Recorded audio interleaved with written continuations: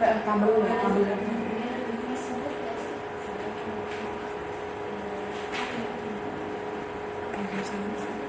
Sudah ini sudah di lag. Sudah dihubungi oleh sudah dikontak. Mungkin kalau sudah bisa disampaikan ke beliau kalau kita sudah mulai.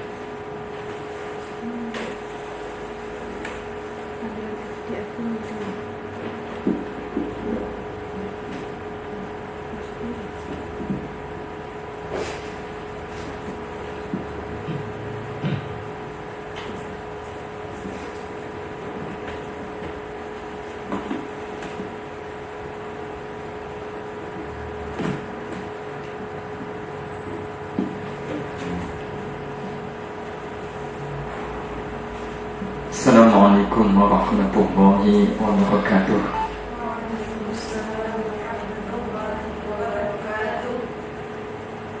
Jemaah sekalian yang dirahmati Allah, kita awali majelis kita di kesempatan siang hari ini dengan sama-sama membaca kalimat basmalah. Bismillahirrahmanirrahim. Alhamdulillahirabbil alamin. وبه نستعين على أمور الدنيا والدين ثم الصلاة والسلام على أشرف الأنبياء والمرسلين نبينا محمد وعلى آله وأصحابه أجمعين لا حول ولا قوة إلا بالله العلي العظيم أما بعد.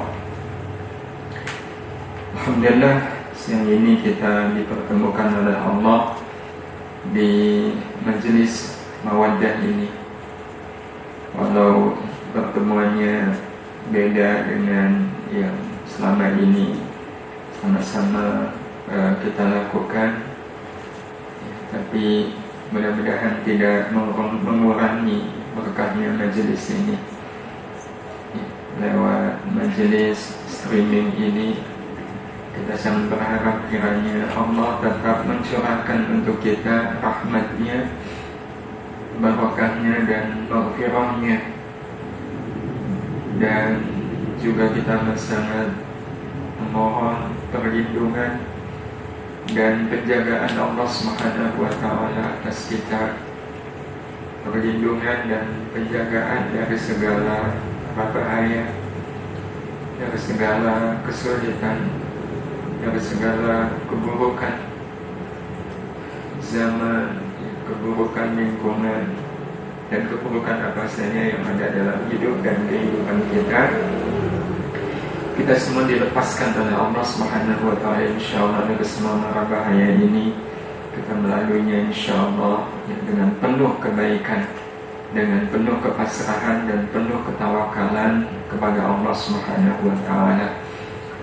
Inilah yang membuat hari ini kita ingin membahas tema tentang itu, yakni bagaimana agar musibah menjadi tasbih yang menghidupkan jiwa. Musibah dalam arti yang umum. Musibah itu memang menjadi bagian yang tak terpisahkan dalam hidup dan kehidupan kita. Dan kita ingin musibah ini menjadi tasbih, tasbih yang bisa menghidupkan jiwa kita.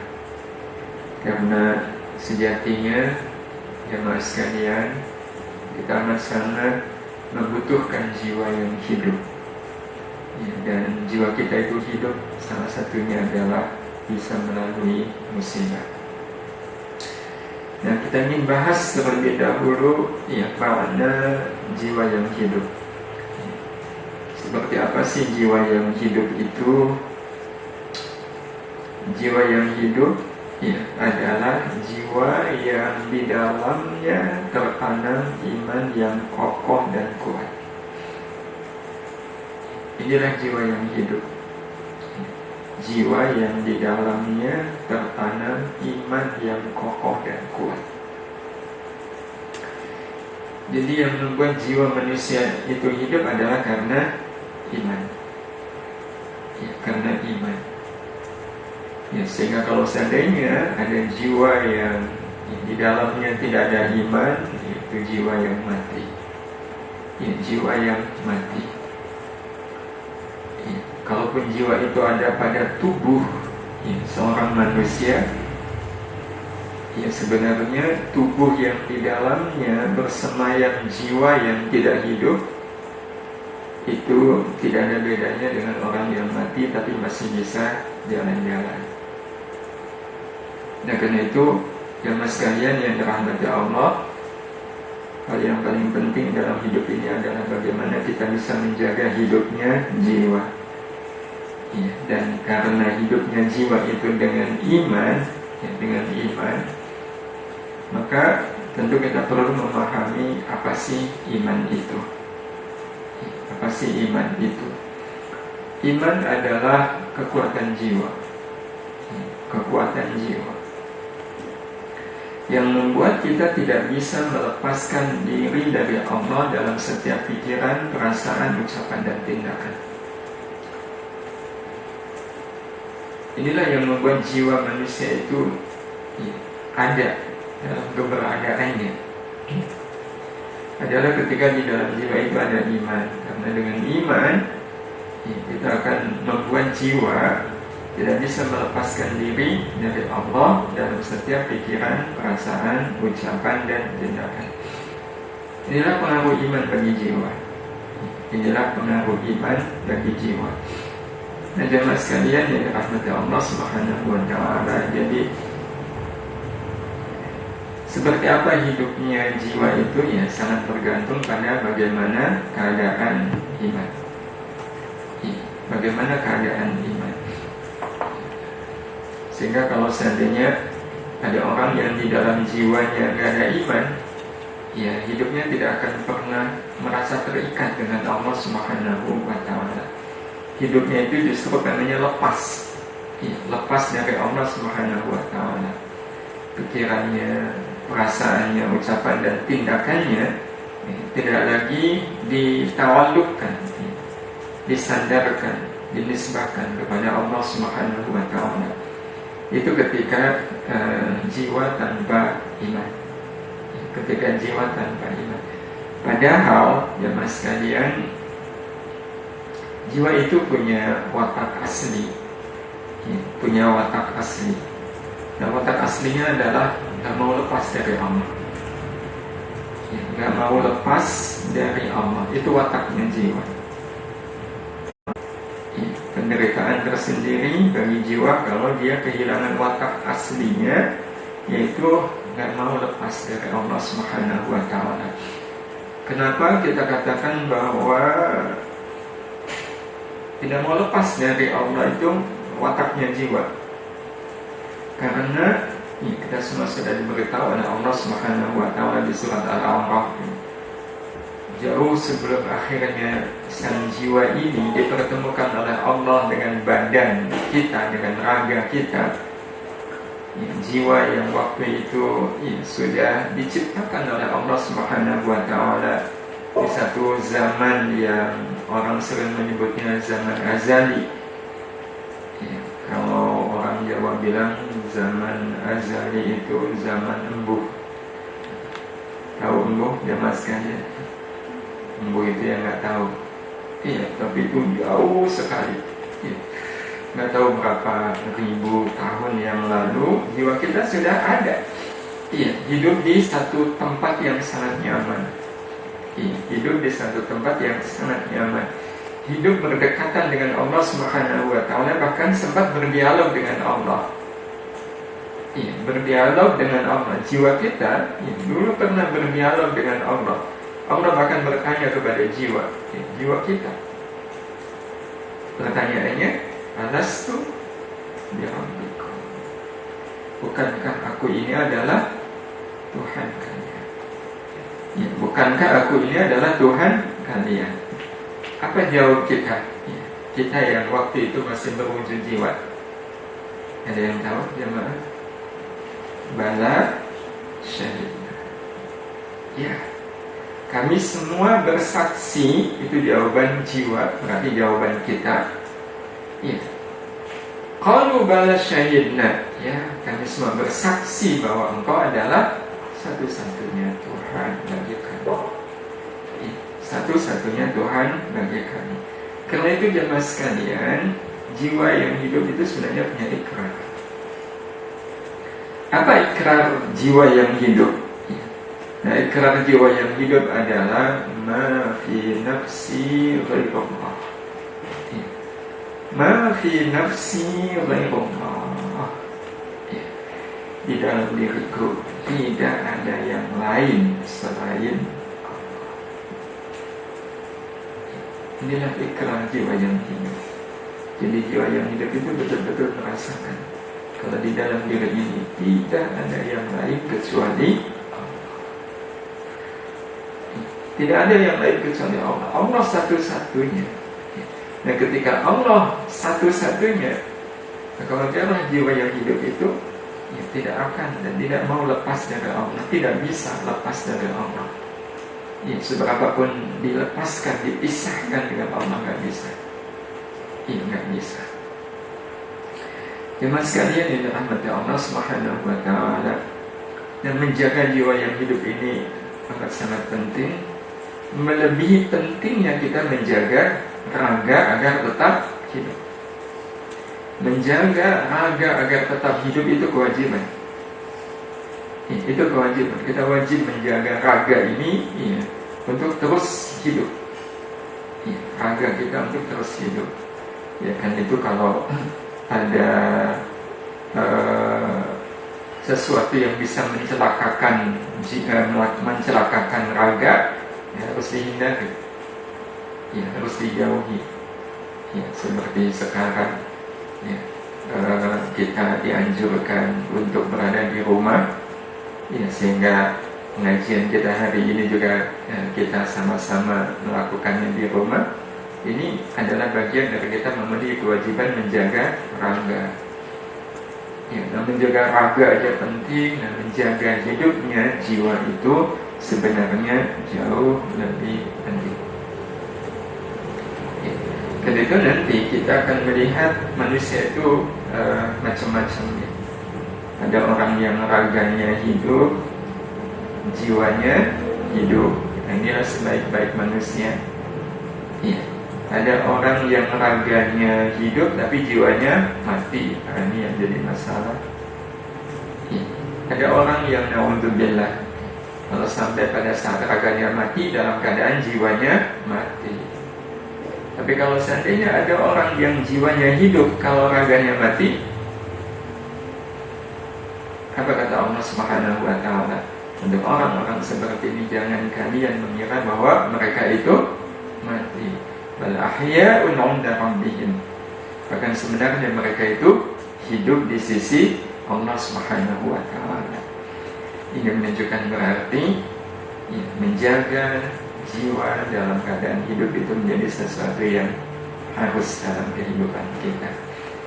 Dan jemaah sekalian yang dirahmati Allah Subhanahu wa Ta'ala, kita sampaikan tadi bahwa jiwa itu akan hidup karena adanya iman. Nah, ini menjadi penting bagi kita. Tanda bahwa iman itu ada di dalam jiwa. Jiwa yang beriman. Ini harus kita kenali. Ini harus kita kenali. Sebagaimana kita juga perlu mengenali raga yang hidup. Sebagaimana kita perlu mengenali raga yang hidup, kita juga harus mengenali jiwa yang hidup. Dan jiwa itu sekali lagi hidupnya adalah dengan iman. Berarti kita harus memahami tanda jiwa yang beriman. Tanda jiwa yang beriman. Tandanya setidak-tidaknya ada 3. Ini yang kita ambilkan dari apa yang Allah Subhanahu wa Ta'ala sebutkan di surat Al-Anfal, ayat yang kedua. A'udzu billahi minasyaitonir rajim. Innamal mu'minuna alladzina idza dzukirallahu wajilat qulubuhum. Dari ayat ini kita bisa mengambil kesimpulan bahwa tanda jiwa yang beriman yang pertama adalah tergetarnya hati setiap kali nama Allah disebutkan. Tergetarnya hati. Lalu kita pahami bahwa di dalam jiwa itu ada hati. Di dalam jiwa kita itu ada hati. Hati kita itu akan tergetar. Hati yang ada di dalam jiwa kita itu akan tergetar. Kapan? Pada saat nama Allah disebut, betul-betul tergetar. Dan getaran ini itu menunjukkan kalau jiwa kita masih punya ikatan yang sangat kuat dengan Allah. Jadi kenapa tergetar? Karena ada ikatan. Dan jemaah sekalian, itu sesuatu yang logis dalam kehidupan sehari-hari saja. Kalau kita ada ikatan dengan sesuatu, kemudian sesuatu itu disebutkan, kira-kira tergetar nggak? Tergetar. Iya, tergetar. Contoh, kalau secara tempat tinggal, ya saya pribadi, itu tinggal di Pogung. Tinggal di Pogung. Berarti saya punya ikatan dengan daerah namanya Pogung. Karena Pogung menjadi tempat tinggal saya. Kalau suatu saat saya bepergian jauh gitu, ke Kediri atau ke Sumedang atau bahkan mungkin ke Balikpapan, terus saya mendengar ada orang menyebut kata Pogung. Menyebut kata Pogung. Mungkinkah saya biasa-biasa saja mendengar kata Pogung disebutkan oleh mereka? Nah, enggak. Itu pasti membangkitkan pikiran, perasaan, ada apa kok Pogung disebut-sebut? Kenapa? Karena saya tinggal di Pogung. Saya ada ikatan dengan Pogung. Saya bayangkan Bapak Ibu yang tidak tinggal di Pogung, kalau seandainya nama Pogung disebut, nggak ada rasa apa-apa. Nah, maka demikian pula halnya kita dengan Allah. Ada ikatan yang sangat kuat, namanya iman. Sehingga wajar, bagi orang yang betul-betul beriman, pada saat nama Allah disebutkan itu wajilat qulubuhum. Hatinya pasti akan bergetar. Berarti kalau hatinya tidak tergetar, itu berarti menjadi muhasabah. Muhasabah bagi kita. Kita tidak akan menilai orang lain. Menilai diri kita saja. Ya Allah, ini saya dengar nama Allah disebut, kok nggak ada getaran jadi dalam diri ini. Biasa-biasa aja. Ada apa ini? Ada apa ini? Nah, jemaah sekalian yang dirahmati Allah, soal disebutnya nama Allah itu ada dua macam. Ada dua cara. Jadi dalam prakteknya ada dua cara nama Allah disebut. Cara yang pertama adalah cara yang konvensional. Yakni ketika disebut oleh lisan manusia. Disebut oleh lisan manusia. Jadi ada manusia, orang lain yang berarti bagi kita, yang kemudian dia menyebut kalimat Allah. Menyebut kalimat Allah. Bisa hanya menyebut kalimat Allah atau mengaitkannya dengan kalimat-kalimat yang lain. Paling mudah azan.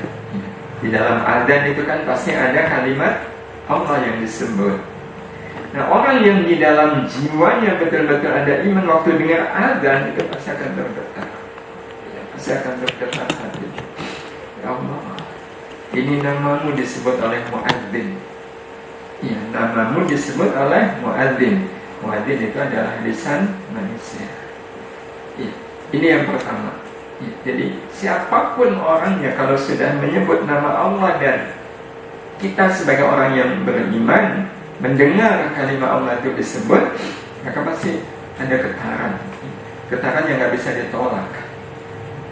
Karena itu manifestasi dari iman. Manifestasi dari iman.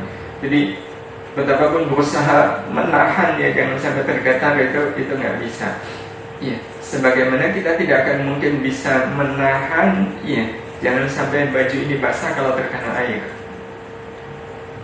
Adakah kita yang sanggup menahan? Gak apa-apa lah baju saya kena air, yang penting tidak basah. Nggak bisa. Basah adalah konsekuensi logis ketika baju kita terkena air. Maka tergetarnya hati adalah konsekuensi logis bagi orang yang beriman pada saat mereka mendengar nama Allah disebut. Baik disebut oleh lisan manusia ataupun, ini cara yang kedua, nama Allah itu bisa disebut oleh alam dengan semua peristiwa yang menyertai.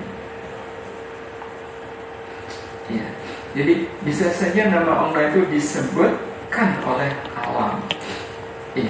Memang alam punya lisan. Tentu kita akan mengatakan enggak. Enggak. Kecuali kalau alamnya binatang ya. Binatang tidak makhluk hidup sebagaimana kita. Tetapi kalau alam itu tumbuh-tumbuhan, batu, tanah, awan, langit, tentu mereka nggak punya lisan. Tetapi jamaah sekalian yang dirahmati Allah Subhanahu wa Ta'ala, ini yang kemudian diterima oleh orang yang beriman pada saat, contoh sederhana, melihat daun. Melihat daun. Daun itu bicara nggak? Dia nggak ngomong apa-apa. Nggak ngomong apa-apa. Tapi telinga hati kita mendengar. Telinga hati kita mendengar bagaimana daun itu menyampaikan kepada kita, memperdengarkan kepada kita kalimat Allah. Dari mana itu kita tahu? Dari pandangan kita terhadap daun. Terhadap daun. Mungkinkah daun itu ada tanpa ada yang menciptakan? Daun itu ada, pasti ada yang menciptakan. Nah, kalau kemudian kita menelusuri siapa yang menciptakan daun, ketemunya adalah Allah. Maka daun itu hadir untuk menyampaikan kepada kita bahwa di balik daun itu ada keagungan Allah. Ada kekuasaan Allah, ada kesempurnaan Allah. Nah, maka jemaah sekalian yang dirahmati Allah Subhanahu wa Ta'ala, orang yang beriman di dalam jiwanya betul-betul ada iman, lihat daun itu pasti akan tergetar karena tahu bahwa daun itu menyampaikan kalimat Allah Subhanahu wa Ta'ala. Jemaah sekalian yang dirahmati Allah Subhanahu wa Ta'ala, Allah bahkan menuntun kita menyampaikan persisnya apa yang dilakukan oleh orang-orang yang beriman pada saat mereka melihat alam semesta. Wa yatafakkaruna fi khalqis samawati wal ardh. Itu ciri orang yang beriman. Merenungkan apa yang ada di langit dan apa yang ada di bumi. Penciptaan langit dan bumi. Nah, pada saat tafakkur, melihat daun dengan pandangan tafakkur, melihat langit dengan pandangan tafakkur, maka akan terucap 3 kalimat. Apa 3 kalimat itu? Yang pertama adalah Rabbana ma khalaqta hadza batila. Ya Allah, tiadalah Engkau ciptakan semuanya ini dengan sia-sia. Kemudian lanjutannya, Subhanak, Maha suci Engkau ya Allah. Dan di akhirnya dengan Waqina adzabannar, lepaskan kami, lindungi kami dari azab neraka. Ini ucapan orang yang beriman pada saat melihat alam semesta ciptaan Allah Subhanahu wa Ta'ala. Dan kalimat-kalimat ini menunjukkan betapa ciptaan Allah mempengaruhi hati. Getaran yang ada di hati ini menggerakkan lidah kita untuk mengucapkan kalimat Rabbana ma khalaqta hadza batila subhanaka faqina adzabannar. Yang kalau kita lihat 3 kalimat ini, jemaah sekalian dirahmati Allah, Rabbana ma khalaqta hadza batila, itu menunjukkan berarti alam semesta itu mempengaruhi apa? Mempengaruhi pikiran kita. Mempengaruhi pikiran kita. Jadi pikiran kita itu kemudian mengambil kesimpulan yang mungkin semuanya yang Allah ciptakan dengan sia-sia. Kalau subhanallah mempengaruhi perasaan. Bahasa lainnya, Rabbana ma khalaqta hadza batila, itu ungkapan pikiran kita. Ya, ungkapan pikiran kita. Jadi waktu kita melihat daun, ya Allah, Kau ciptakan semuanya ini tidak sia-sia. Ya, kita melihat awan, ya Allah, Kau ciptakan semuanya ini tidak sia-sia. Kalau subhanak itu ungkapan perasaan, ya, perasaan yang tergetar, ya, perasaan yang tergetar. Dan dari pikiran yang tergetar, perasaan yang tergetar, kemudian ditutup dengan faqina azabannar, lindungi kami dari azab neraka. Ini menunjukkan pengaruh untuk ucapan dan tindakan. Jangan sampai ucapan kami dan tindakan kami, ya, membawa kami ke azab neraka. Maka lindungi kami ya Allah, ya, maka lindungi kami ya Allah. Jadi jemaah sekalian yang dirahmati Allah Subhanahu wa taala, tergetarnya nama Allah, ya, tergetarnya hati pada saat nama Allah disebutkan, itu yang tergetar apanya kita? Kalau di ayat tadi adalah qulub, hati. Tapi hati ini bisa meliputi pikiran kita, perasaan kita, dan akhirnya juga mempengaruhi ucapan dan tindakan. Sehingga orang yang beriman, pikirannya tidak mau lepas dari Allah, perasaannya juga nggak bisa lepas dari Allah, ucapan dan tindakannya juga tidak ingin lepas dari Allah Subhanahu wa ta'ala. Inilah ciri yang pertama, iya, jiwa yang beriman. Tergetarnya hati, iya, setiap kali nama Allah disebutkan. Idza dzukirallahu wajilat qulubuhum. Yang kedua, wa idza tuliyat 'alaihim ayatuhu zadatuhum imana. Bertambah iman saat ayat-ayat Allah diperdengarkan. Saat ayat-ayat Allah diperdengarkan, ya, jadi tergetar, ya, tergetar.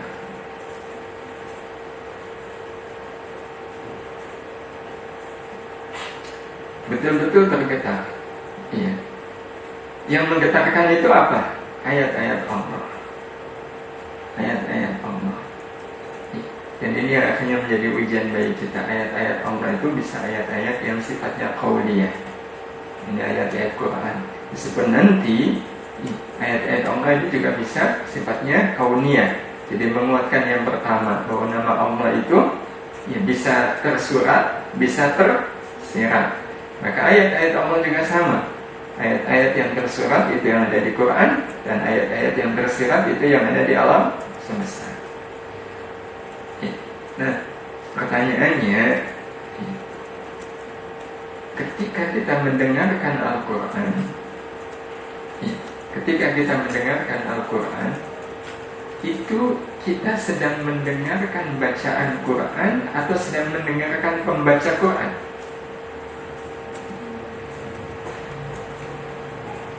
Bisa dijawab jemaah sekalian. Ini di depan saya ada adik-adik, ya, anak-anak santri, alhamdulillah. Ya, kita di Darus Salihat, santri kita kurung ini. Ya, Abi Uminya juga ikut mengurungkan diri. Ya, kita ingin sama-sama menjaga, ya, menjaga keselamatan bersama. Ini anak-anak santri yang ada di hadapan Nabi. Kalau kita jamaah di rumah juga bisa menjawab nih. Ketika kita mendengarkan ayat-ayat Allah dibacakan, ya, mendengarkan ayat-ayat Allah dibacakan, itu kita sedang mendengarkan bacaan Quran atau mendengarkan pembaca Quran? Bacaan Quran, betul? Betul? Kalau betul, sering kita sampaikan, ya, mengulang aja, tapi rasanya kok kita belum lulus-lulus nih. Kalau betul, waktu kita mendengarkan ayat-ayat Al-Quran, kita mendengarkan bacaan Quran, bukan pembaca Quran, ya, maka pertanyaannya, sama nggak rasanya? Ya, sama nggak rasanya? Karena nanti ada kaitannya dengan, ya, wa idza tuliyat 'alaihim ayatuhu zadatuhum imana. Iya. Nah, untuk bisa zadatuhum imana berarti ayat-ayat Quran itu harus menyentuh. Iya, harus menyentuh. Sebab kalau ayat-ayat Quran itu tidak bisa menyentuh hati, nah itu tidak akan mempengaruhi iman. Ya, tidak akan mempengaruhi iman. Nah, sekarang pertanyaannya, samakah ya, tersentuhnya hati kita pada saat kita mendengarkan ayat-ayat Quran ya, dibacakan ya, oleh orang yang suaranya enak dengan orang yang suaranya tidak enak? Rasanya sama atau beda?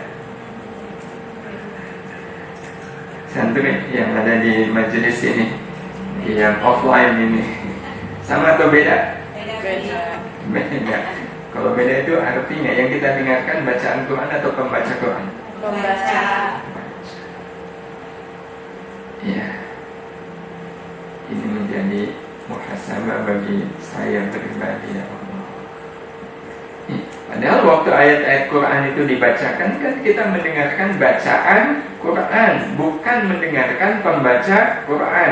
Kalau betul yang kita dengarkan adalah bacaan Qurannya, maka sentuhannya sama atau beda antara yang dibaca oleh yang suaranya enak dengan yang tidak enak?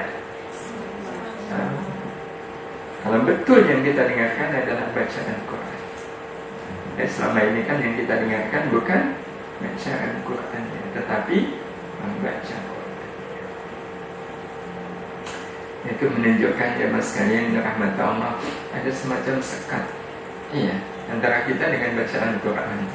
Yang terbuka adalah sekat antara kita dengan pembaca Quran. Maka ini menjadi catatan bagi kita. Ini sebenarnya sebuah kesalahan. Kalau ada acara, ya, jemaah sekalian, kemudian di dalam acara itu ada bacaan Quran, ada pembacaan Quran, ya, maka yang dipilih yang suaranya enak atau yang gak enak? Ya jemaah, ya, jujur kita akan memilih yang suaranya enak.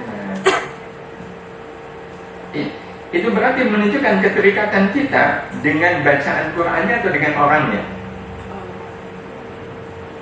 Dengan bacaannya atau dengan pembacanya? Pembaca. Ya.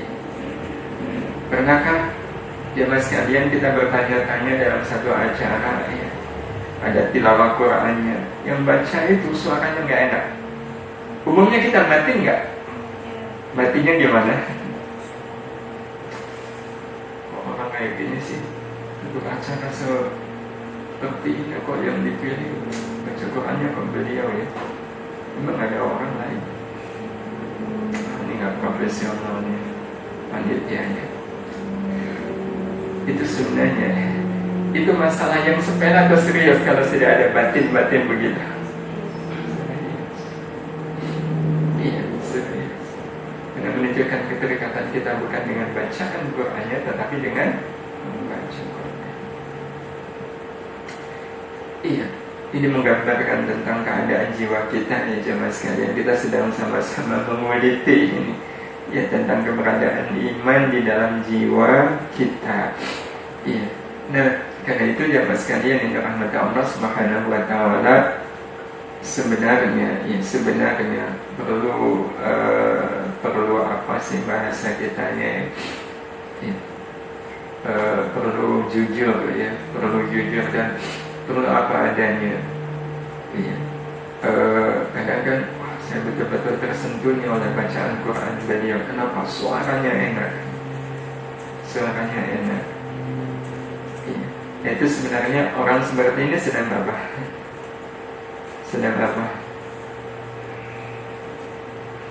Sedang mengikatkan diri, sedang melepaskan ya. Ya, mudah-mudahan sih tidak ya, tapi introspeksinya bagi saya pribadi adalah betapa ikatan hati kita dengan iman ya, belum sekuat ikatan kita dengan sesuatu yang sebenarnya gak ada kaitannya dengan iman. Baik, ini menjadi PR bagi saya, kita semua. Nah sekarang yang ketiga ya, lanjutannya, zadatuhum imana wa ala rabbihim yatawakkal. Hanya kepada Allah bertawakal. Jadi tawakalnya hanya kepada Allah. Ya, tawakalnya hanya kepada Allah. Apa sih hakikat dari tawakal? Ya. Apa sih hakikat dari tawakal? Jamaah sekalian, ya, hakikat dari tawakal itu adalah tenangnya hati bersama Allah setelah berusaha. Nah, ini yang namanya tawakal.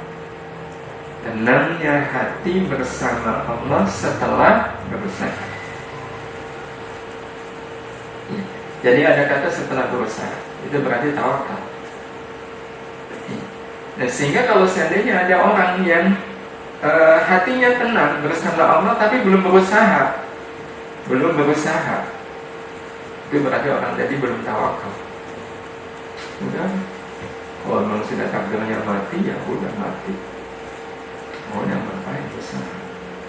Ya kalaupun takdirnya nggak mati, ya nggak bakalan juga mati. Iya, semua kan sudah ada ketetapannya kapan seseorang itu mati. Dan apakah orang seperti ini tawakal? Iya.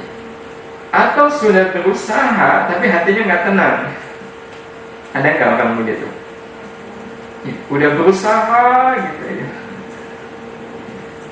tapi ya, ketika ada apa gitu ya, itu bawaannya takut aja. Ya padahal dia sudah berusaha dan maksimal berusahanya. Ya, maksimal berusahanya. Betul-betul sudah maksimal, tapi tidak juga hatinya menjadi tenang. Ya, hatinya tidak tenang. Ada kekhawatiran gitu. Jadi pada saat cuci tangan, jangan-jangan ini ada sesuatu yang ikut bersama air ini nempel di tangan. Iya, aduh, ya, lupa gitu ya mengusap wajah. Jangan-jangan nempel. Padahal dia sudah berusaha maksimal, tapi tidak juga tenang. Nah itu berarti tandanya belum tawakal. Dan itu jemaah sekalian yang dirahmati Allah ada kaitannya dengan iman. Ada kaitannya dengan iman kepada Allah Subhanahu wa ta'ala. Jadi inilah 3 ciri jiwa yang beriman. Tergetarnya hati setiap kali nama Allah disebutkan. Pertama, iman saat ayat-ayat Allah diperdengarkan, dan hanya kepada Allah bertawakal. Dan jemaah sekalian yang dirahmati Allah Subhanahu wa ta'ala, ini jiwa yang hidup. Ini jiwa yang hidup, jiwa yang di dalamnya tertanam iman kepada Allah Subhanahu wa ta'ala. Nah, seperti tema yang kita bahas hari ini, jiwa ini bisa hidup, ya, bisa hidup itu dengan berbagai macam wasilah, ya, dengan berbagai macam wasilah. Salah satu wasilah, ya, wasilah itu sarana yang bisa membuat jiwa kita hidup adalah musibah. Kalau kita bisa memanage musibah, ya mas sekalian, apapun bentuk musibahnya, justru musibah ini bisa menjadi sarana ya, bagi hidupnya jiwa. Jadi kita bisa menghidupkan jiwa kita dengan musibah. Iya, tentu bukan satu-satunya cara yang membuat jiwa ini hidup. Ya, semua yang ada dalam hidup ini, kalau kita bisa mengelolanya dengan baik, ya, mengelolanya dengan baik, itu bisa berpengaruh bagi hidupnya jiwa. Ya, jadi tidak hanya musibah, kenikmatan pun itu bisa menjadi sarana bagi kita untuk menghidupkan jiwa. Iya, untuk menghidupkan jiwa. Tapi kita ingin spesifik ya, bicara tentang musibah. Tentu musibah ini sesuatu yang umum, ya, sesuatu yang umum. Iya, musibah itu bisa terjadi kapan saja, di mana saja. Karena pengertian musibah itu adalah segala kejadian yang tidak kita inginkan terjadi. Itu musibah. Ini pengertian umum ya, pengertian umum. Jadi kalau orang mengatakan dulu saya dapat musibah, apa musibahnya? Uang saya hilang. Nah, uang hilang kan tidak diinginkan. Iya. Nah, maka uang hilang itu adalah musibah. Iya. Saya dapat musibah apa? Ini musibahnya ya, saya menitipkan uang ke seseorang, tapi uang itu orang itu ternyata tidak amanah. Itu juga musibah. Jadi apa saja kejadian yang tidak kita inginkan terjadinya, itulah yang dimaksudkan dengan musibah. Nah, jemaah sekalian yang dirahmati Allah, kita ingin mengelola musibah ini ya, sebagai sarana. Karena kalau tidak dikelola, musibah ini justru bisa membuat jiwa jadi mati. Kalau tidak bisa dikelola dengan baik. Tapi kalau bisa dikelola dengan baik, itu bisa membuat jiwa kita menjadi hidup.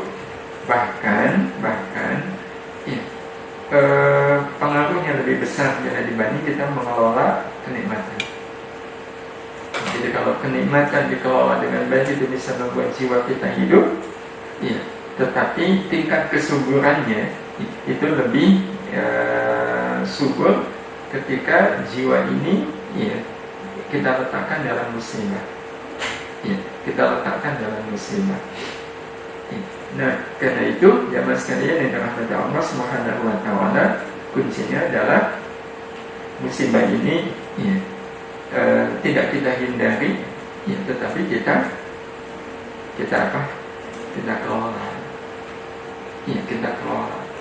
Karena seperti apapun ya, akan menjadi kebaikan kalau dikelola dengan baik.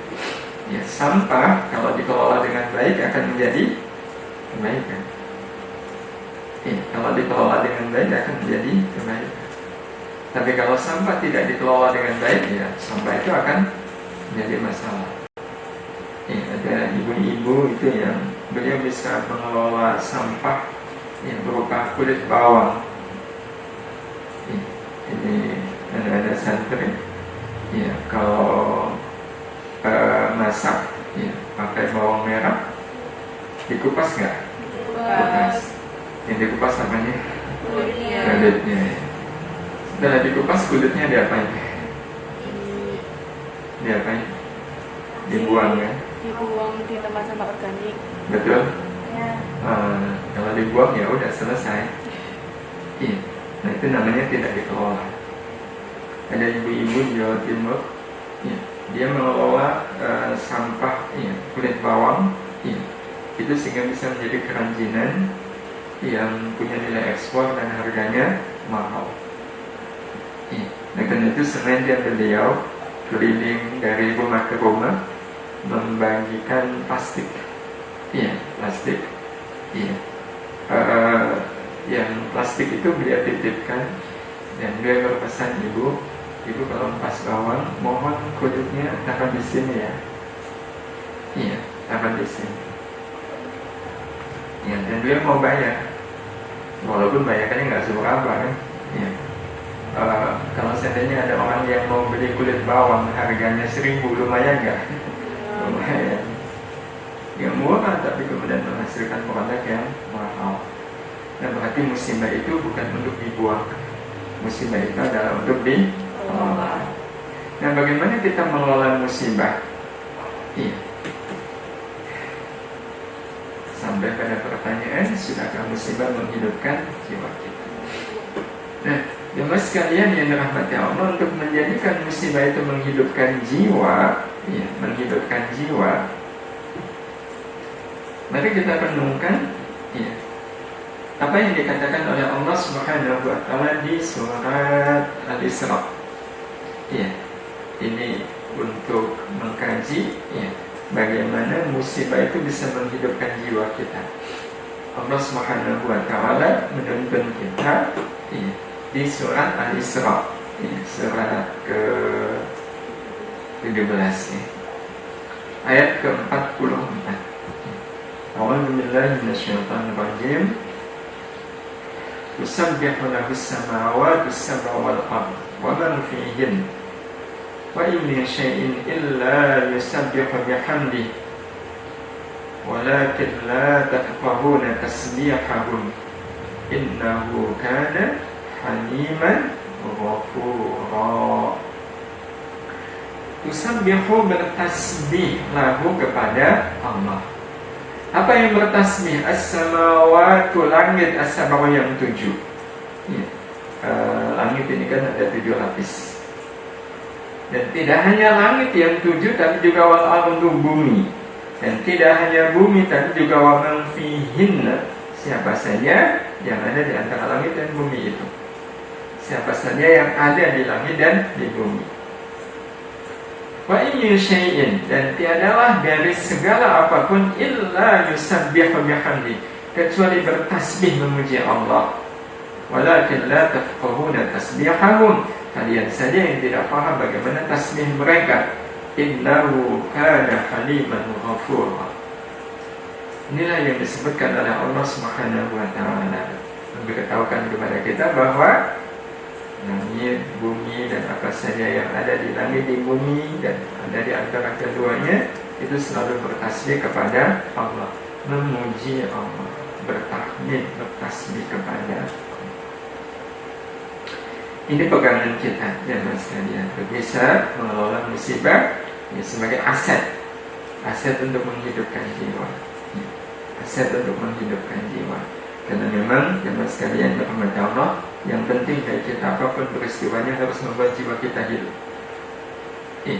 Itu standar awal kita. Jadi ibarat SOP, apapun peristiwanya, kata musibah, yang harus kita jaga adalah hidupnya jiwa dulu.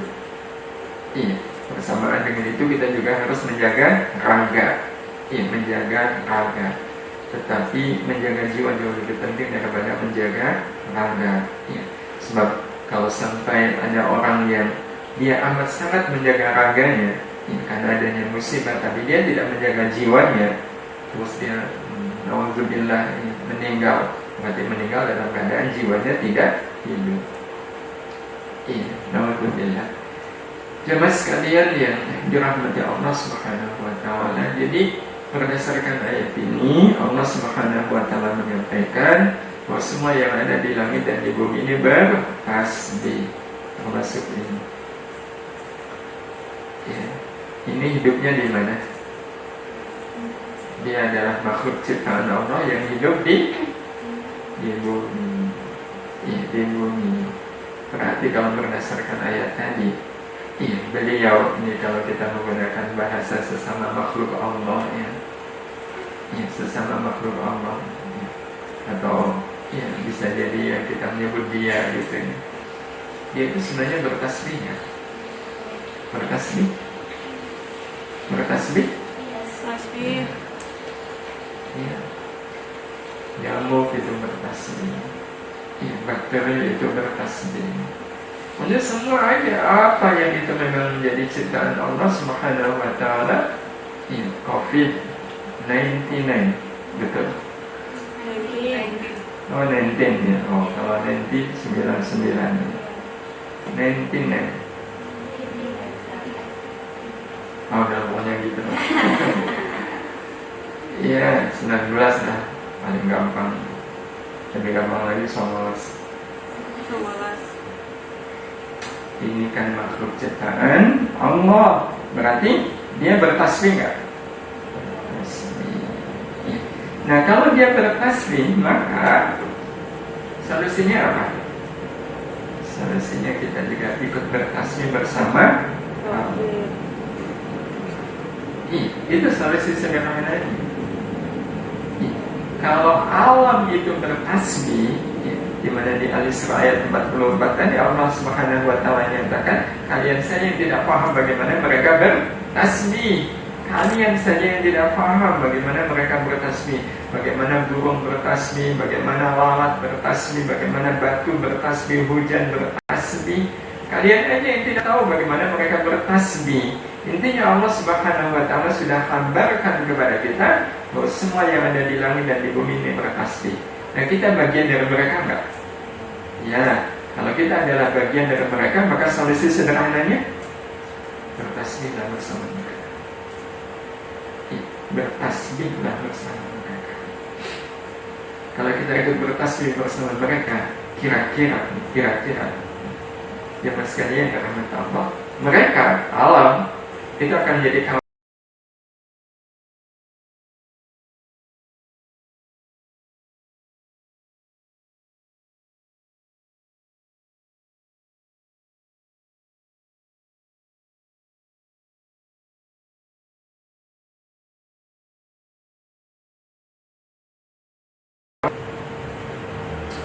Nah khawatirnya kalau semisal ada orang yang hadir di alam ini, hidup bersama alam, tapi nggak mau bertasbih, kira-kira alam akan menjadi sahabat atau musuh? Musuh. Iya, musuh. Tidak hanya yang membahayakan, alam yang tidak membahayakan pun bisa menjadi musuh. Iya, alam yang tidak membahayakan itu bisa menjadi musuh. Ya, apapun sebabnya, ya, air itu aslinya musuh atau bukan? Bukan kan? Ya, kalau air itu bukan musuh. Tapi ada nggak orang yang ketika minum kemudian tersedak, ya, sampai kemudian sesek gitu? Ada. Nah, pada saat itu berarti ya, air yang sebenarnya itu menjadi potensi kebaikan berubah menjadi potensi keburukan. Iya. Jadi kalau tidak bertasbih, ya, selagi bisa jadi yang sebenarnya tidak berbahaya pun menjadi berbahaya. Apalagi yang nyata-nyata berbahaya. Jadi kalau bertasbih bersama Allah, ya, bertasbih bersama Allah. Jangankan yang tidak membahayakan, yang membahayakan pun itu bisa menjadi sahabat dari kita. Jadi jemaah sekalian rahmat Allah, sebenarnya sederhana logikanya. Ya. Bagaimana apa yang ada di alam ini membuat jiwa kita hidup. Ya. Ini kita terus saja bertasbih bersama Allah. Ya. Bertasbih bersama Allah. Jadi kalau kita membuat analogi, ya, membuat analogi, kita hadir dalam satu kumpulan orang. Ya. Dalam satu kumpulan orang di satu tempat yang amat sangat luas. Ternyata kumpulan orang itu sama-sama sedang mengumandangkan kalimat subhanallah. Subhanallah, subhanallah, subhanallah. Mereka mengumandangkan kalimat itu. Kumpulan orang tadi. Kita hadir, bergabung bersama kumpulan orang-orang itu. Nah, pada saat kita bergabung dengan mereka, duduk bersama mereka, kita ikut bertasbih sebagaimana mereka bertasbih. Kita pun ikut bersama mereka. Subhanallah, subhanallah, subhanallah. Kira-kira kumpulan orang ini akan menerima atau menolak? Memberi tempat atau tidak memberi tempat? Ya. Menjabat erat tangan kita atau mengusir? Menjabat. Mereka akan menerima kita sebagai bagian dari mereka. Kenapa? Karena kita hadir sama dengan mereka, sama-sama bertasbih. Ya, sama-sama bertasbih. Jadi bayangkan kalau seandainya di tengah kumpulan orang yang sedang bertasbih, datang ada 5 anak muda, ya, datang masuk ke kumpulan orang itu sambil bawa gitar, terus gitaran, nyanyi-nyanyi di tengah-tengah orang-orang sedang bertasbih. Iya.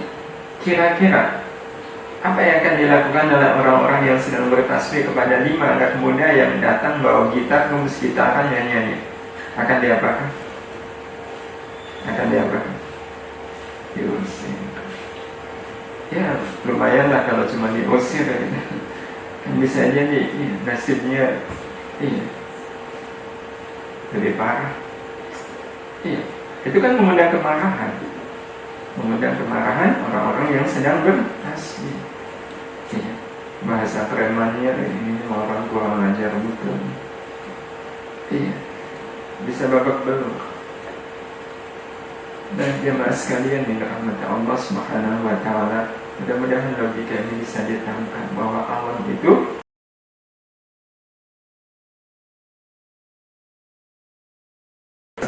ayat 44 bertasbih, ya, alam itu bertasbih, ya, awan itu bertasbih, batu itu bertasbih, termasuk bakteri itu sebenarnya bertasbih nggak? Virus, semua itu bertasbih kepada Allah. Dan kemudian kita hidup bersama mereka karena sama-sama sebagai alam ciptaan Allah Subhanahu wa taala. Iya. Kalau kita bertasbih maka insya Allah mereka tidak akan memandang kita sebagai orang yang pantas untuk dicelakakan. Roh yang sama dengan tasbihnya Allah. Dengan roh yang sama dengan tasbihnya Allah. Jadi tasbihnya kita juga tidak cuma sekedar asal tasbih, tapi dengan ruh yang sama. Ya, dengan ruh yang sama. Karena kalau tidak dengan ruh yang sama, itu juga bisa jadi masalah. Iya, bisa jadi masalah. Jadi sama dengan pada kasus tadi ya. Kumpulan orang sedang bertasbih. Nah, tasbihnya mereka itu syahdu. Ya, subhanallah, subhanallah, subhanallah. Terus datang satu orang gabung dengan mereka, tasbih juga, tapi tasbihnya subhanallah, subhanallah, subhanallah, subhanallah, subhanallah. Kira-kira itu dianggap apa oleh mereka? Dianggap apa? Dianggap kawan atau dianggap bukan kawan? Padahal sebenarnya bertasbih juga. Iya. Nah, karena itu jamaah sekalian yang rahmat Allah, penting bagi kita untuk memahami bagaimana ruh tasbihnya alam itu. Bagaimana ruh tasbihnya alam. Karena kita ingin satu ruh dengan mereka. Satu ruh dengan mereka. Kalau satu ruh, insya Allah kita akan disambut oleh alam. Betul-betul disambut oleh alam. Karena hakikatnya alam ini adalah makhluk ciptaan Allah. Kita juga sama kan, makhluk ciptaan Allah. Sesama biskota saja tidak boleh saling mendahului, apalagi sesama makhluk Allah. Dilarang saling mengganggu, mencelakakan. Insyaallah Allah tidak akan membuat kita celaka. Karena kita bertasbih bersama mereka dengan ruh yang sama dengan tasbihnya mereka. Dan seperti apa sih ruhnya mereka? Ya, sebenarnya Ali Imran ayat 192, 193 itu menjadi pegangan bagi kita. Ruhnya ada pada 3 kalimat ini. Rabbana ma khalaqta hadza batila subhanaka faqina adzabannar. Berarti kuncinya ada pada pikiran, perasaan, dan ucapan serta tindakan. Ya, ruhnya ada di sini. Kita punya pikiran yang sama dengan alam, perasaan yang sama dengan alam, ucapan dan tindakan yang sama dengan alam. Meskipun pengertian sama di sini bukan sama persis, bukan. Ini yang kita ingin ambil rohnya, maka bahasanya adalah roh. Bahasanya adalah roh. Segala sesuatu kan yang kita ambil apanya? Rohnya. Rohnya. Jadi semisal ada anak SD kok semangat. Nah, yang kita ambil apanya? Anak SD-nya atau roh semangatnya? Nah, semangatnya itu, ada semangatnya itu yang menjadi rohnya. Roh semangatnya. Jangan seragamnya yang diambil. Anak SD semangat, kalau begitu berarti saya mulai saat ini kalau pakai baju sama dengan mereka. Saya juga sama seperti mereka. Nah, itu bukan rohnya. Rohnya adalah semangatnya. Jadi pikiran kita sama dengan alam, perasaan kita sama dengan alam, ucapan dan tindakan kita sama dengan alam, sama dalam artian rohnya. Bukan dalam wujud fisiknya. Karena kalau dalam wujud fisiknya berarti kalau alamnya burung, kita berarti harus bisa berucap seperti ucapan burung, berkicau seperti kicaunya burung. Burung terbang berarti sama saya harus bisa terbang seperti terbangnya mereka, bukan. Ruhnya, ruhnya. Nah, ruhnya itu ada pada Rabbana ma khalaqta hadza batila subhanaka faqina adzabannar. Terus bagaimana mengejawantahkannya? Cara mengejawantahkannya adalah Allah Subhanahu wa Ta'ala sampaikan kepada kita di satu ayat. Sebenarnya sih tidak satu ayat, banyak ayat. Dan ayat-ayat yang seperti ini banyak. Tapi ini yang kita ambil adalah apa yang Allah Subhanahu wa Ta'ala firmankan di surat At-Taghabun ayat yang pertama. At-Taghabun ayat yang pertama. Yang ini menjadi bahasan kalau di Darus Shalihat. Itu kita punya kajian rutin surat At-Taghabun, tadabbur yang hari-hari ini sudah masuk ayat terakhir, yaitu ayat 18. Jadi ayat yang pertama ini sudah lewat, ya, sudah lewat yang pas saya cek ya di laptop ternyata ayat yang pertama ini disampaikan di bulan Februari tahun 2015. Ya, jadi DS berapa ini? DS 9 mengalami ya. Ada DS 9 di sini? Nggak ada. DS 10 udah mulai ayat kesekian. Dan jemaah sekalian yang dirahmati Allah Subhanahu wa taala, mari kita renungkan ayat pertama dari surat At-Taghabun ini.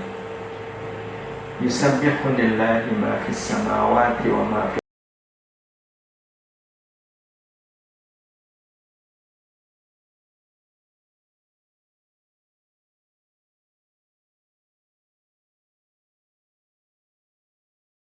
samawati yang ada di langit, wama dan apa saja fil ardi yang ada di bumi.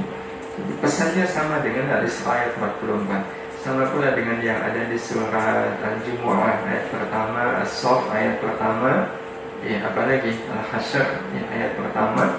Ayat-ayat yang diawali dengan yusabbihu atau sambaha itu isinya sama, memberitahukan kepada kita bahwa apa saja yang ada di langit dan di bumi ini bertasbih memuji Allah. Nah, kemudian dilanjutkan lahul mulku, lahu miliknya, al mulku segala kerajaan, walahu dan miliknya alhamdu segala pujian. Ya. Al mulku, alhamdu, alnya itu menunjukkan al istighraqil jins, al yang mencakup segala macam jenis. Makanya al mulku diartikan segala macam kerajaan, alhamdu segala macam pujian, segala macam jenis. Diakhiri dengan wa huwa ala kulli syai'in qadir. Nah, dari tiga kata inilah kita menemukan ruhnya Allah. Al-mulku, alhamdu, dan qadir. Iya, kita coba bahas sebentar ini tiga kata kunci yang ada di ayat pertama surat At-Taghabun ini.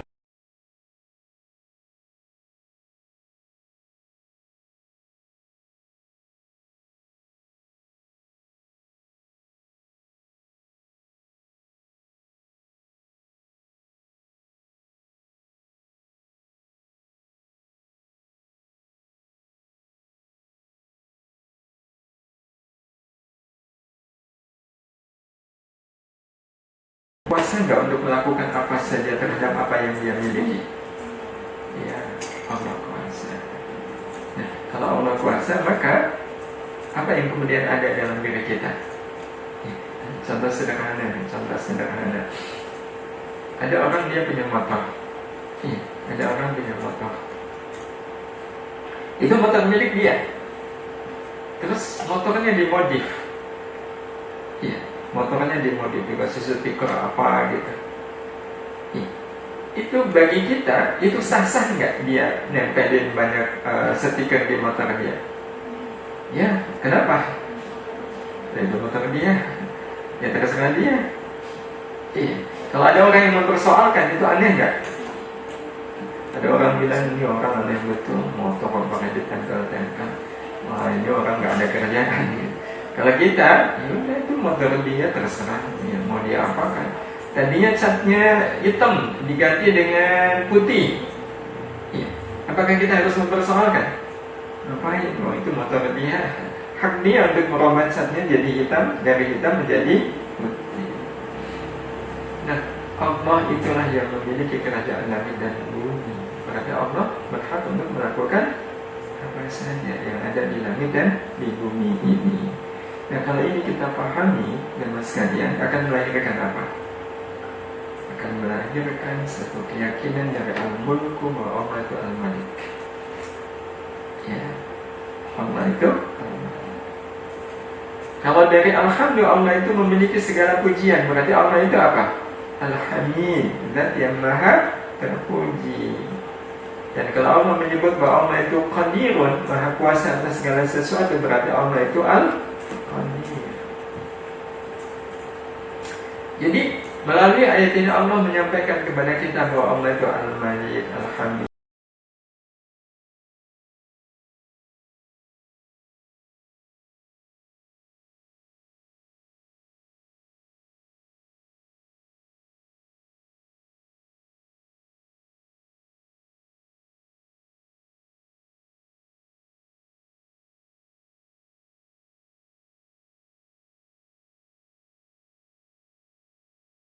ada di langit dan di bumi, terutama apa yang ada di bumi. Kenapa sih harus ada musim penghujan, harus ada musim kemarau? Itu paling mudah. Apa pikiran kita? Ya, kalau bahasa anak muda, suka-suka Allah. Alam ini milik Allah. Ya, suka-suka Allah aja. Itu kan di Eropa musimnya ada 4, kita cuma 2, miskin banget kita. Udah hartanya juga miskin, musimnya juga miskin. Kita nggak pernah punya pikiran apa-apa, yaitu suka-suka Allah. Ya, suka-suka Allah. Kok suka-suka Allah? Ya, karena alam ini milik Allah Subhanahu wa Ta'ala. Terserah Allah mau apakan. Ya, Allah mau apakan.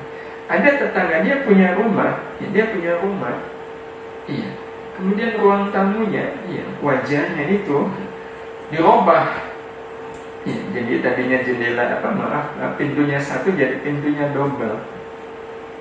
Perlukah kita mempersoalkan? Ini gimana sih tetangga? Pintunya bakal diganti? Kan enggak. Kita akan mengatakannya suka-suka dia itu rumah dia. Ya. Makanya pikiran kita dan sekalian juga para jamaah, anak-anak yang ada di majelis ini, jamaah sekalian yang hadir di rumah masing-masing. Jadi inilah pikiran kita benar. Nah, kalau dari Al-Hamid akan melahirkan perasaan baik karena sebab apapun. Dan Al-Qadir, iya, bertindak mulia dalam keadaan apapun. Jadi dari Al-Hamid membuat kita punya perasaan baik karena sebab apapun. Kenapa? Karena Allah itu Al-Hamid. Allah itu Al-Hamid. Allah itu zat yang maha terpuji. Allah itu zat yang maha terpuji. Kalau Allah itu zat yang maha terpuji, maka perasaan kita kepada Allah perasaan apa? Perasaan baik. Perasaan baik ke Allah. Karena sebab apapun. Jadi kita selalu punya perasaan yang baik. Jadi pikiran kita ke Allah selalu benar, perasaan kita ke Allah selalu baik, dan tindakan kita ke Allah selalu tindakan yang mulia dalam keadaan apapun. Kenapa? Karena kita tahu Allah itu Al-Qadir. Allah itu Maha Kuasa. Allah itu Maha Kuasa. Jadi sekalian, kalau kita berdiri di hadapan orang yang punya kekuasaan, kira-kira tindakan kita tindakan yang apa? Di hadapan beliau, tindakan yang memuliakan atau tidak memuliakan? Memuliakan. Kalau tindakan kita adalah tindakan memuliakan Allah, berarti tindakan kita adalah tindakan yang mulia dalam keadaan apapun. Kenapa kita bertindak mulia? Biasanya bertindak ini di hadapan Allah. Allah itu Al-Qadir, Allah itu Maha Kuasa. Dan jemaah sekalian yang dirahmati Allah Subhanahu wa Ta'ala, terakhir, berpikir benar itu adanya di mana? Dan adanya adalah di dalam aqlun. Kalau berperasaan baik adanya di aqlun mustaqimun, di dalam akal yang lurus. Jadi bahasa lainnya, kalau kita selalu berpikir benar tentang apapun, itu membuat akal kita menjadi akal yang apa? Lurus. Membuat akal kita akal yang lurus. Akal kita akan lurus. Kalau kita selalu berpikir benar tentang apapun yang ada dalam kehidupan kita. Kenapa berpikir benar? Semuanya kan terjadi dengan izin Allah, dan alam ini semuanya milik Allah. Jadi yang terserah Allah aja. Saya tidak punya pikiran apapun terhadap apa yang ada dalam alam ini, kecuali semuanya itu ya suka-suka Allah Subhanahu wa Ta'ala. Suka-suka Allah. Allah menjadikan si A sakit, Allah menjadikan si A gagal, Allah menjadikan si A celaka. Itu suka-suka Allah Subhanahu wa Ta'ala. Jadi kita punya pikiran yang lurus terhadap apapun yang ada dalam kehidupan ini. Kalau dari Al-Hamid, kita akan melahirkan qalbun salim. Jadi hati kita itu salim aja.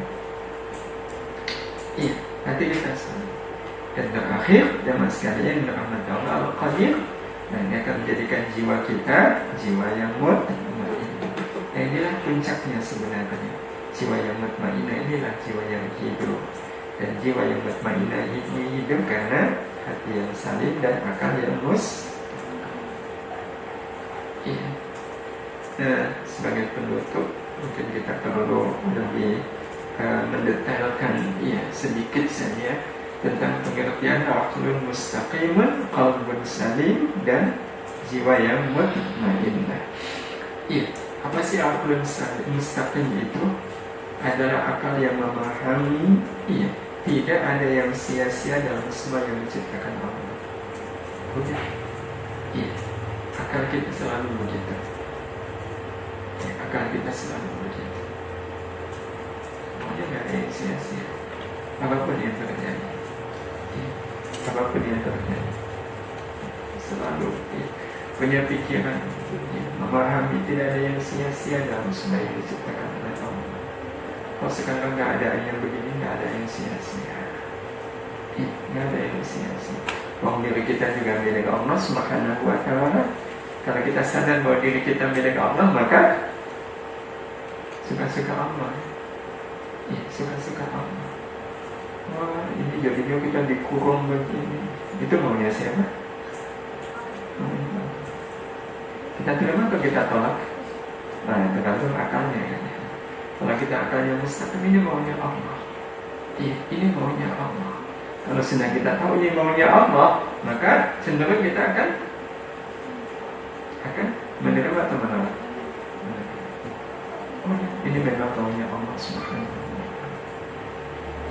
Tapi bagaimana kalau akibat ini nanti tidak tahun ini tidak ada haji? Udah, gak usah berpikir nanti. Gak usah berpikir nanti. Semuanya sudah ada dalam genggaman Allah Subhanahu wa Ta'ala. Ini kalian akhirnya, kalian tuh maka mahasiswa kuliahnya online tuh maunya siapa? Kalau akan kita terus maunya siapa? Allah punya mau, dan Allah kalau sudah punya mau tuh gampang aja. Maunya Allah. Kalau sudah maunya Allah, diterima atau ditolak? Diterima. Diterima. Kemudian semuanya ini maunya Allah Subhanahu wa Ta'ala, bukan maunya siapa-siapa. Ini maunya Allah. Ini maunya Allah. Jadi nggak bisa jalan-jalan. Ini maunya Allah, membuat kita nggak bisa jalan-jalan. Dan jemaah sekalian yang dirahmati Allah Subhanahu wa Ta'ala, ini aqlun mustaqimah. Nah, bagaimana dengan qalbun salimun? Qalbun salim adalah hati yang merasakan terpujinya semua perbuatan Allah dalam menciptakan. Ini dari kata Al-Hamid. Terpujinya semua perbuatan Allah dalam menciptakan. Jadi dalam semua yang Allah Subhanahu wa Ta'ala ciptakan, di situ ada Al-Hamidnya Allah. Ada Al-Hamidnya Allah. Karena itulah ucapan kita terhadap apapun yang Allah ciptakan adalah apa? Memuji Allah dengan mengucapkan Subhanak, Subhanak, Subhanallah. Itu pujian kita kepada Allah bahwa apa yang Allah Subhanahu wa Ta'ala lakukan untuk kita untuk kehidupan ini, semuanya itu adalah wujud dari terpujinya Allah. Dan kita merasakan betapa Allah Subhanahu wa Ta'ala itu maha terpuji. Hatta kalau wujudnya musibah. Dan musibah itu adalah kehendak Allah. Kita merasakan di situ ada terpujinya Allah. Dan sekalian, kalau kita merasakan betapa Allah sangat terpuji di tengah-tengah musibah, itu sudah menunjukkan kalau hati kita, alam kita tidak hanya hidup tapi bersinar. Tapi bersinar. Betul-betul bersinar. Yang dalam bahasa lainnya qalbun salim itu, jemaah sekalian, adalah hati yang selalu husnul dzan billah, berbaik sangka kepada Allah. Ini pegangan kita. Dan ini yang paling gampang, paling mudah. Kalau kita menghadapi apapun yang gak enak, yang tidak kita inginkan, yang membuat kita sulit, yang membuat kita susah, husnul dzan kepada Allah. husnul dzan kepada Allah. Juga orang yang hatinya salih, husnul dzan kepada Allah Subhanahu wa taala. Gak ada yang salah dalam hidup ini, gak ada yang salah dalam semua rencana Allah. Semua rencana Allah itu adalah untuk kebaikan kita. Ya, semua rencana Allah itu untuk kebaikan. Selalu berbaik sangka kepada Allah Subhanahu wa taala. Ya, baik sangka. Ya, jemaah sekalian yang dirahmati Allah Subhanahu wa taala, dan baik sangka ini sesuatu yang derajatnya sangat tinggi. Ya.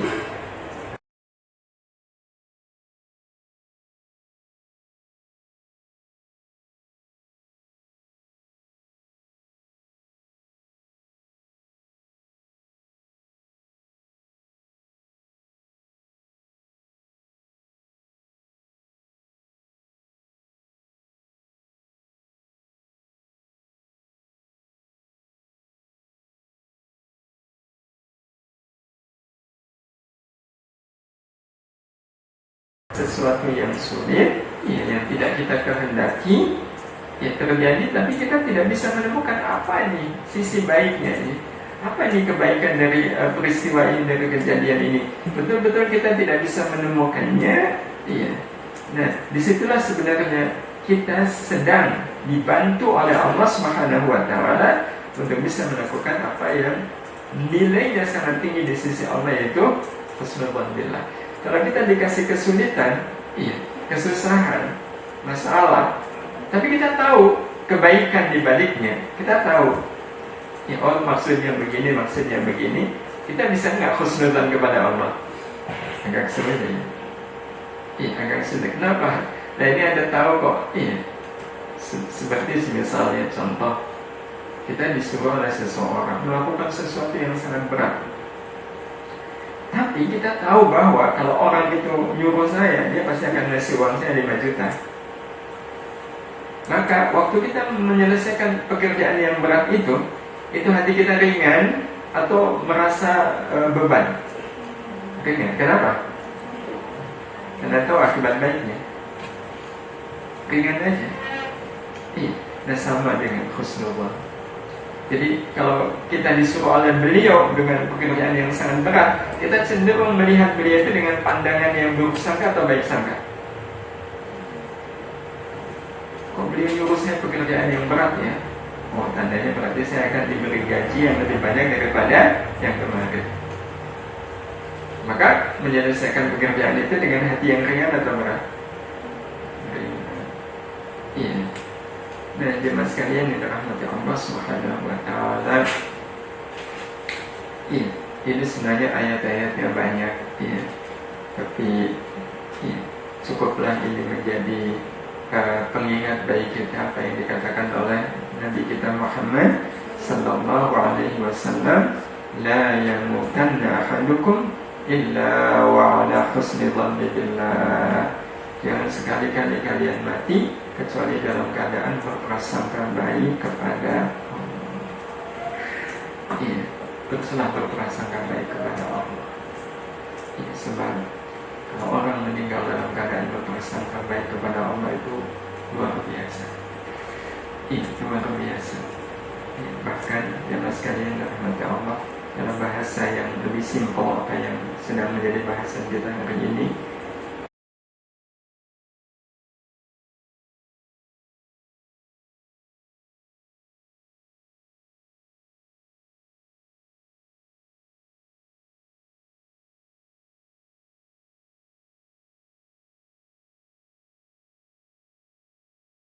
musibah yang baik kita sulit untuk menemukan hikmahnya, menemukan apa kebaikannya. Dan saat ini adalah saat yang sangat tepat bagi kita untuk terus berprasangka baik kepada Allah Subhanahu wa taala. Kebaikan segala keburukan yang kita temukan di depan mata kita, akibat dari kondisi yang ada ini. Wah, gara-gara ini nggak bisa umroh gitu. Wah, gara-gara ini nggak bisa bebas. Gara-gara ini abaikan semuanya. Abaikan semuanya. Termasuk juga apa sih kebaikan yang ada di balik semuanya ini? ya, kita beri kesempatan sebenarnya oleh Allah ya, untuk bisa menikmati hidangan yang paling nikmat dalam kehidupan kita, yaitu husnul billah. Ya, dan pastikan hidangan paling nikmat ini adalah hidangan yang kita nikmati kapan? Nanti pada saat sakaratul. Ya, indahnya kalau waktu sakaratul maut kita menikmati hidangan bernama husnul billah. Dan husnul billah itu nggak bisa datang tiba-tiba. Iya, nggak bisa datang tiba-tiba. Dia datang karena Allah kita. Dan saat-saat seperti ini, dapat sekalian dirahmati Allah, adalah saat yang paling tepat bagi kita untuk terus berprasangka baik kepada Allah Subhanahu wa Ta'ala, yang kemudian kita sudahi dengan nafsun mutmainnah, jiwa yang mutmainnah, yakni jiwa yang selalu menemukan jalan kemuliaan di setiap sudut alam ciptaan Allah. Iya, kita temukan adalah kemuliaan. Iya. Sehingga orang-orang yang nafsunya mutmainnah berpikirnya adalah amal baik apa, amal mulia apa yang bisa saya lakukan dalam keadaan saya seperti ini, ya, dalam keadaan seperti ini. Ya, subhanallah. Ini kan dalam suasana seperti ini banyak nggak amal mulia yang kita bisa lakukan? Banyak sekali. Ya, banyak sekali. Kita punya waktu lebih banyak ya, untuk merenung, punya waktu yang banyak untuk bersama Al-Quran. Ya. Bagi bapak-bapak yang biasanya melangsung ya, kesana kemari, jadi punya kesempatan untuk ketemu dengan keluarga, ya, berbuat baik ya, bersama keluarga. Inilah yang kita maksudkan bahwa musibah itu bisa membuat jiwa kita hidup. Demikian jemaah sekalian, lebih khusus yang mawaddah yang ikut hadir bersama di majelis ini. Ya, mudah-mudahan Allah Subhanahu wa Ta'ala berkahi di majelis kita ini. Ada pertanyaan? Iya, agak susah ya pertanyaannya. Baik, iya, mungkin tidak perlu ada pertanyaan karena semuanya terpulang pada diri kita. Alhamdulillah, sudah hampir zuhur. Jemaah sekalian, saatnya kita menutup majelis ini dengan sejenak. Mari kita menundukkan hati kita, menengadahkan tangan kita, memohon meminta agar Allah Subhanahu wa Ta'ala senantiasa menjaga jiwa kita, membantu kita untuk bisa menjaga jiwa ini sehingga selamanya jiwa kita jiwa yang hidup, jiwa yang selalu merasa terikat dengan Allah, jiwa yang tidak bisa melepaskan diri ini dari Allah Subhanahu wa Ta'ala. Bismillahirrahmanirrahim. Alhamdulillahi rabbil alamin. Allahumma shalli ala sayyidina Muhammad wa ala alihi wa ashabihi ajma'in. Ya Allah, ya Rahman, ya Rahim, hidayah kami ya Allah, hamba-hamba yang Kau satukan dalam majelis ini, hamba-hambamu yang Kau saksikan masih penuh dengan lumuran aib dan dosa. Ya Allah, dengan segala kehinaan kami, kerendahan diri kami semua duduk bersimpuh di majelis ini, ya Allah. Duduk di hadapan pintu maghfirah-Mu, ya Allah. Kami semua mengetuk pintu ampunan-Mu, ya Allah. Kami betul-betul mohon kepada-Mu, bukalah pintu ampunan-Mu untuk kami. Bukalah pintu ampunan-Mu untuk kami, ya Allah. Ya Allah, lama kami hidup dalam keadaan jauh dari-Mu, ya Rahman. Betapa seringnya dalam hidup ini kami meninggalkan-Mu, kami abai terhadap panggilan-Mu, ya Allah. Ya Allah, hari ini kami semua diingatkan oleh-Mu, ya Allah. Diingatkan oleh-Mu, ya Rahman, akan apa yang sudah kami lakukan dalam hidup ini. Ya Allah, jadikan semua yang ada dan yang terjadi di saat ini, ya Rahman, betul-betul membukakan pikiran kami, perasaan kami, bahwa selama ini kami hidup jauh darimu.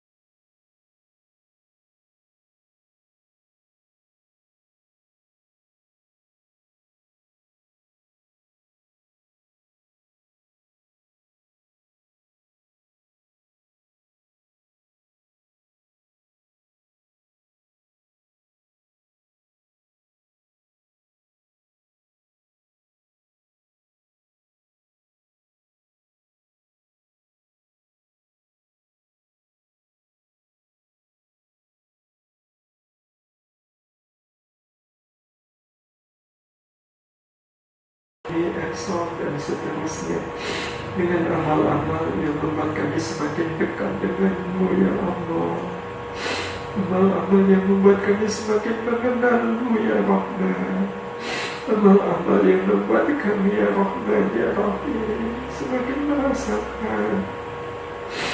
merasakan keagunganmu, kasih sayangmu dalam hidup kami, yang membuat kami ya Rahman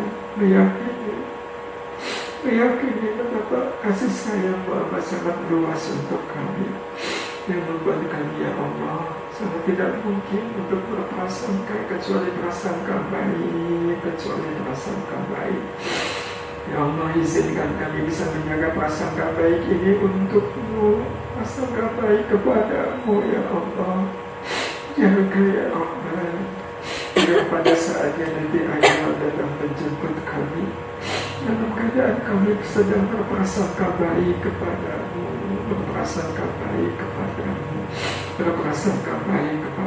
ya Allah. Ya Allah, kepadamu kami memohon, kepadamu kami meminta, lindungi kami, lindungi jiwa kami, pikiran kami, hati kami, raga kami, ya Allah. Lindungi dari segala keburukan, lindungi dari segala keburukan ya Allah. Ya Allah, ijabah doa-doa kami. Dan kalau kau nyatakan doa kami saat ini doa yang mustajab, kami betul-betul mohon selamatkan kami, selamatkan pula anak-anak kami, selamatkan orang tua kami, saudara-saudara kami, anak-anak didik kami, saudara-saudara kami semuanya ya Allah. Selamatkan kami. Sungguh Kau satu-satunya yang bisa menyelamatkan kami ya Allah. Allahumma arinal haqqa haqqa warzuqna ittiba'ah wa arinal batila batila warzuqna ijtinabah. Rabbana atina fid dunya hasanah wa fil akhirati hasanah wa qina 'adzaban nar wa qina 'adzaban nar wa qina 'adzaban nar. وصلى الله على سيدنا محمد وعلى آله وصحبه أجمعين والحمد لله رب العالمين. Mudah-mudahan Allah Subhanahu wa Ta'ala mengabulkan doa-doa kita semuanya. Mohon maaf bila ada salah dan khilaf. Kita akhiri subhanaka Allahumma wa bihamdika asyhadu an la ilaha illa anta astaghfiruka